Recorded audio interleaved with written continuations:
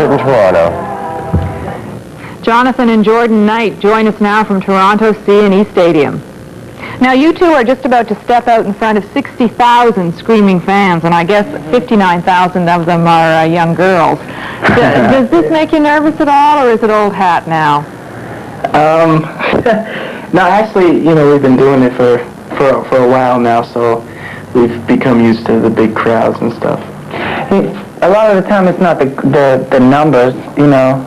It all depends on how the day's going and stuff. If it's raining out or something, you can sometimes get nervous about slipping, or if it's lightning out, you never know what's going to happen. But well, I mean, you could step in front of like 60,000 people and not be shy, and then if you see like one pretty girl walk into the front aisle and you start feeling nervous, it's kind of weird sometimes. You guys can't be nervous with girls. I mean, come on, you've got to be the coolest customers in town. Well, sometimes.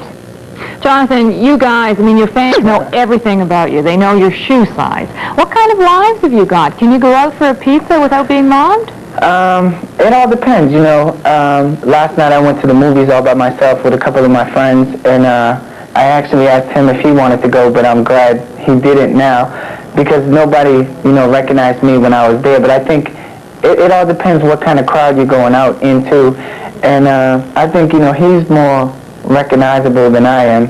So it all depends where we are and what we're doing, but most of the time, no, we can't go out. Well, I guess that's just the downside of all this fame. Yeah. Now, Jordan, I want to ask you about the group's beginnings, because some people know the story of Maurice Starr, who's the man who was more or less advertising for a group. And you guys won the audition in a way, the five of you. How did this happen to you? I mean, had you wanted to be singers? Because you were just really young kids on the streets in Boston, weren't you? I mean, you weren't actively looking for a career. Yeah, we were just young kids on the streets.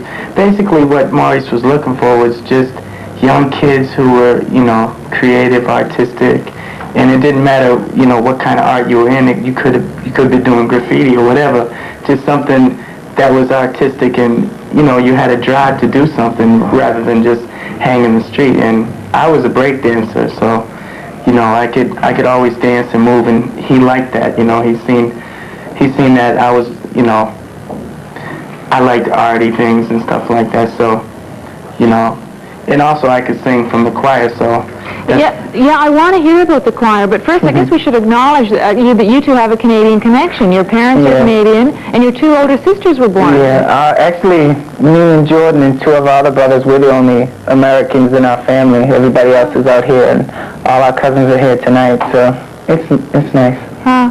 And you started off singing in the church choir. Yep. And that's where you got your love of music then? Mm-hmm. Can you talk a bit about all that's been said about you being a crossover band? You know, that you've been masterminded by this incredibly smart black man who wanted to find white kids who would sing hip, pseudo-black music. You know, Maurice was probably thinking that, you know, it would be a big hit if 5 white kids sang black music, but a lot of people think that, you know, he taught us how to dance black, and, you know. And did he? No, he didn't. Because you knew how to dance already. Yeah. People think, you know, that he gave us soul. But you had it already. Well, I guess, though, that maybe in the times that you grew up in the city that you grew up in near Boston, maybe you're just more colorblind than a lot of other people. Right. Yeah, I think that's what it is. I mean, me and John grew up in a totally mixed household. We had foster kids ever since we were little. My brother Chris, who was black, our cousins are black, and my brother's been with my family longer than I have, so, you know, Chris. So we did grow up colorblind, and it really stuns us to, you know, when people come off with these funny remarks, you know, saying how you guys are just white kids who were manipulated by a black guy, you know, stuff like this. Now, I want to ask you about drugs, because you're very strong on your say no to drugs message. Now, where does this come from? You know, guys your age, you think maybe you'd be a little grittier. Yeah. Well, you know, ever since we started, we actually started out doing a lot of shows for our governor in Massachusetts. Mr. Dukakis. Doing anti-drug shows. Mr. Dukakis, that would be. Future president, maybe someday. And, you know, we just thought it was a good idea. We began to see that kids were relating to us and were telling us, you know, that they don't do drugs because we don't do drugs. You know, and I think when somebody's in such an influential position as us, you might as well do good, you know, positive things. I think it also came from our background also because, you know, us being from Boston in a inner city neighborhood, Dorchester, we've seen, you know, what drugs can do to people, and we've seen what we could do by staying away from drugs. You know, we've been successful in everything just by staying away from drugs. I guess the mothers of the fans must just love you. Yeah, they do. You know, they compliment us a lot and thank us a lot, and you know, that makes us feel real good. Yeah. Now, speaking of your fans, you've got phone lines that are always ringing off the hook. How do you handle this onslaught of mail and phone calls and all this attention? Well, you know, it can get annoying at sometimes when your mailbox at home is full of all fan letters and you don't know which is a letter from your grandmother or which is a bill and you don't pay you don't the bill. get a letter from your grandma. And, you know, but I think you just have to put that all aside and understand that, you know, this won't last forever, and the people that are sending you all these letters are the people, they're the reason why we're here today, you know, and you have to be thankful for that. Yeah. Now, you say it won't last forever, and I'm sure you've heard the comparisons, of course, with these other, you know, teen idols. Bay City Rollers is one that everybody brings up all the time. The Monkees, they were a kind of prefab group. And here you are, barely 20.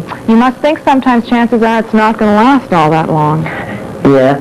And, you know, we know that it might not, but then at the same time it may. So right now we just take it day by day, and, you know, we're having a lot of fun with it. And if it ends tomorrow, then we still had the satisfaction of coming this far. Okay, we know that your fans know every single thing about you, but could you tell us maybe one thing that we don't know, and we'll pass it on to Canada for you? Jordan has new braces. I didn't shave in about 3 days. Me neither. Okay, well, I guess you heard it here first. We'll have to live with that. Okay. Thanks for joining All us. right, thanks a lot. Bye-bye. Bye-bye. Sadie.